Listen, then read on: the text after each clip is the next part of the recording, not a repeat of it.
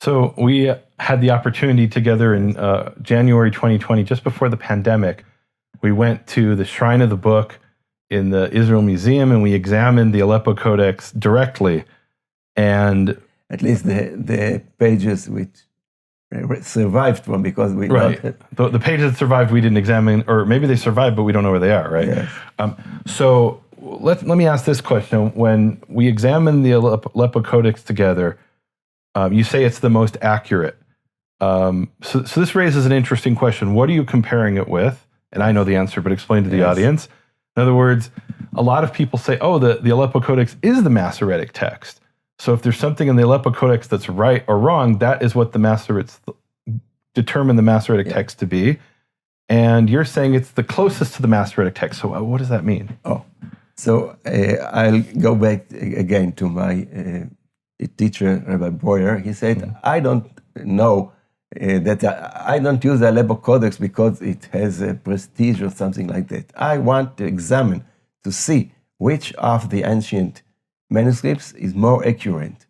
And the method will be to examine the Masorah comments and to see which of the manuscripts implement correctly the context of the Masorah comment in the biblical version of his own manuscript. That means, explain what the Masoretic comments are, because I'm sure a lot of the audience don't understand what that means. So let's go to the cases of defective and plena spellings. Explain first what defective and plena is. Yes. Assuming that you mentioned the example of shomer can be written with a vav or out of vav, without a vav. So the Masorah can say that some one word. Let's take one example. Perfect. You wrote a book about it. Let's see what the book says. Okay. And on the website, nehemiaswall.com, we'll put a link where you can go and find this book on Amazon or wherever it's available. Okay.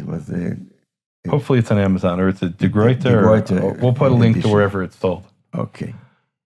So let's take the word vayireu, and they feared.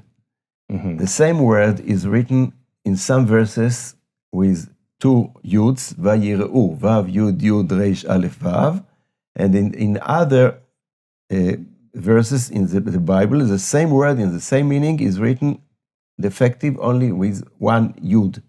So defective is when it's written without one of these letters like yud vav or hey, and plena is where it has more of them. Okay. So now the Masorah comments try to describe the places in the Bible, the distribution of the two ways of writing. And it says in the book of Samuel, the defective writing is common.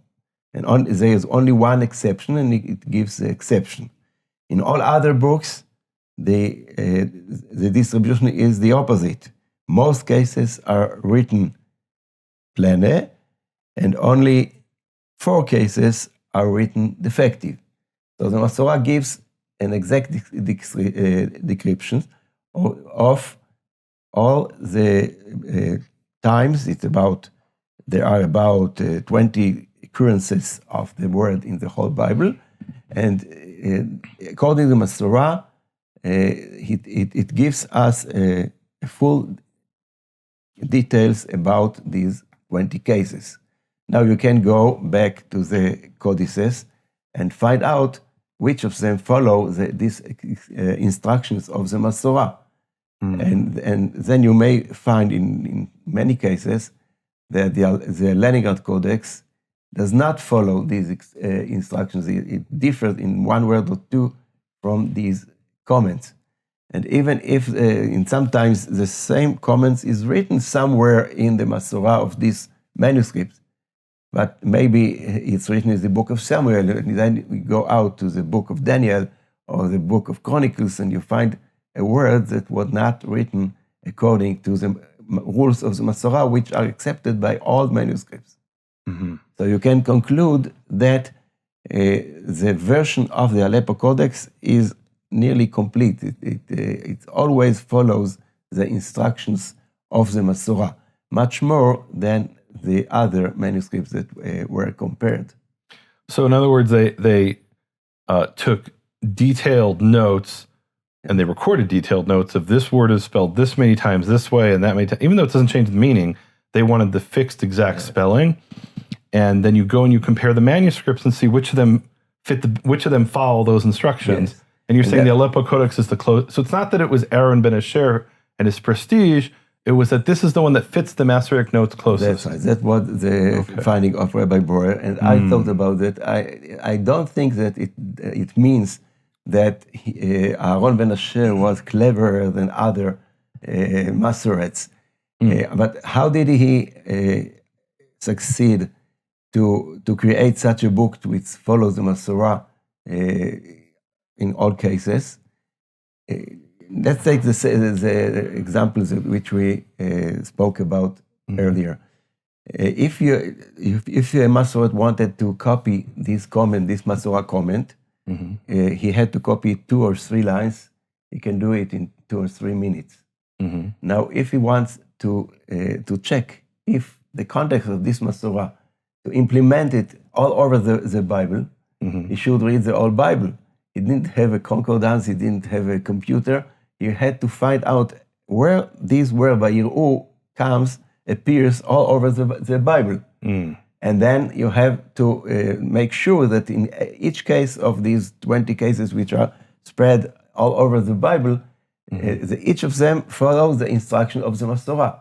To do that, you have to work some days or maybe more than days to verify that one comment of the Masorah is implemented perfectly all over the Bible.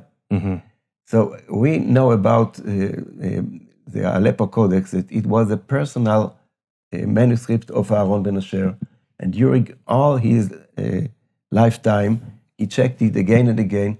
We can see that the Masorah comments were not written in one time, but he added from time to time other Masorah comments, additional Masorah comments, and then he also corrected the spelling in many cases, and that's why his manuscript was so accurate, because he checked it again and again. The Masoret of the Leningrad Codex, we know his name, Shmuel ben Yaakov.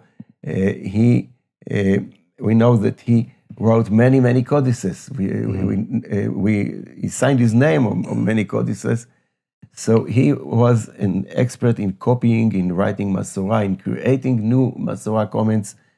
But he worked and he wanted to complete one book and get his money for his work and go on to create another one. That's what his work was, to copy books, to copy the Masorah comments, to complete and then to create many codices of the Bible.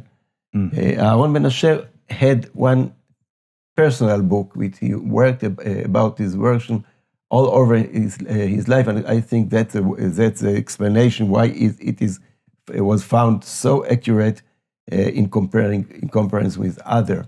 So you're saying this was his personal copy? Yes. What did he use it for? The Aleppo Codex was Aaron ben Asher's personal copy, you're saying? Yes. I'll also add that it was not so common to write a whole book of the whole Bible. It's a very heavy book with about 600 or 500 leaves. So it's a lot of work. Many other codices were contained only the Torah, or only the former prophets, or only parts of the Bible. The Aleppo Codex is a codex that contains the whole Bible, and it was written very nice in nice letters.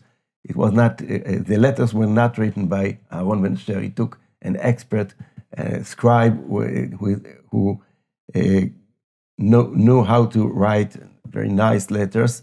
But then that was the basic of his work, the work of the scribe, which his name was Shlomo ben Boya.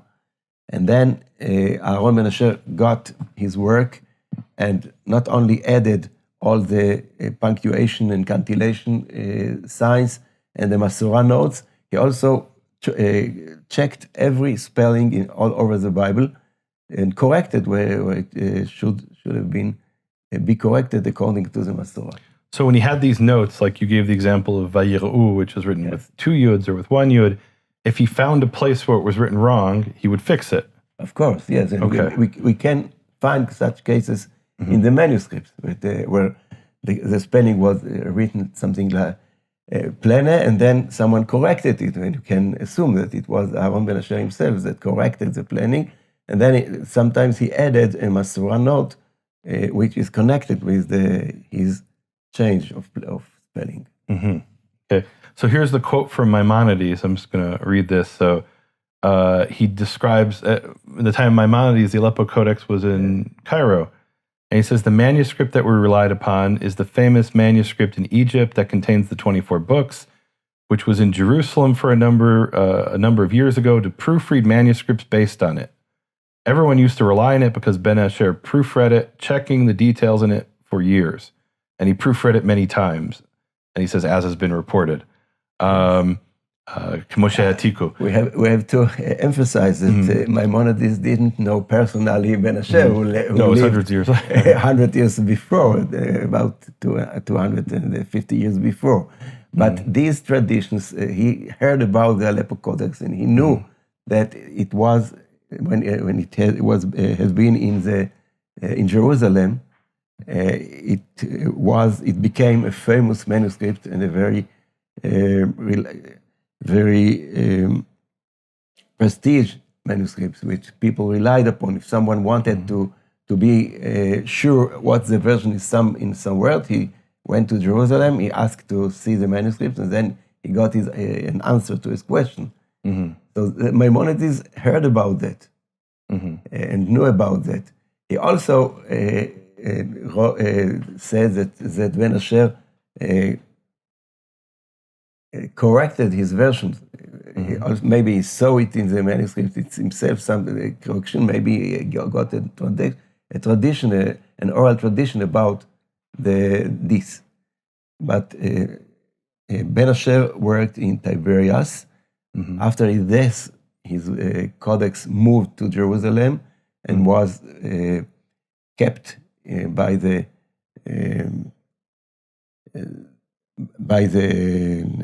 Karaim, by the Karaite leaders of Jerusalem, and then everyone wanted to see something, went to them and got a permission to check this famous manuscript. And then when the Tzalbanim, the Crusaders came, they took it with them, and then the people of Cairo redeemed it, the manuscript, and they ransomed it from the Crusaders. Yes, and that's how it came to Cairo.